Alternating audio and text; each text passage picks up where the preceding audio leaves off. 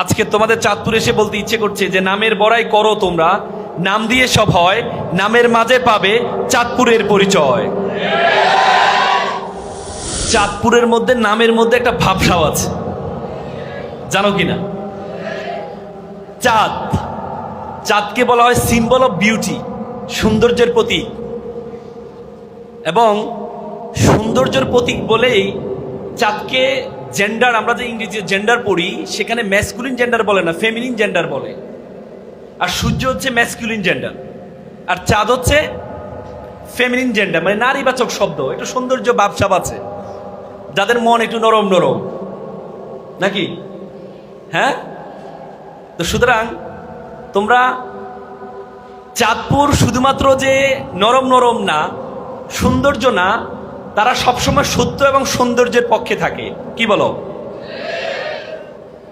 আমরা বাংলাদেশের ইতিহাসে যত আন্দোলন দেখেছি, যত সংগ্রাম দেখেছি, সুন্দরের পক্ষে যত সংগ্রাম দেখেছি, সেখানে চাঁদপুরের ছেলেমেয়েরা অগ্রণী ভূমিকা পালন করেছে।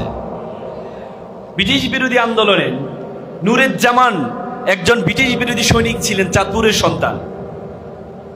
ভাষা আন্দোলনের বলা হয় তাকে ২৬ জন ভাষা সৈনিক আছে, চাঁদপুরের সন্তান।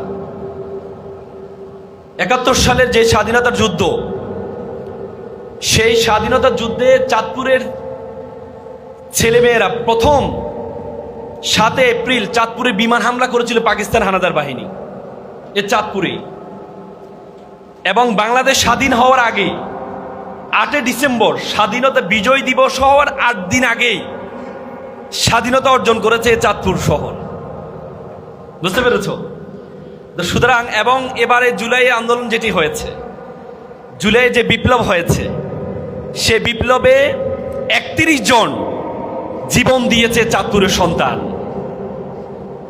তো সুতরাং আমি ছোটবেলা একটা কবিতা বলেছিলাম যে নামের বড়াই করো না তো, নাম দিয়ে কি হয়, নামের মাঝে পাবে না তো সকলের পরিচয়। আজকে তোমাদের চাঁদপুর এসে বলতে ইচ্ছে করছে যে নামের বড়াই করো তোমরা, নাম দিয়ে সব হয়, নামের মাঝে পাবে চাঁদপুরের পরিচয়।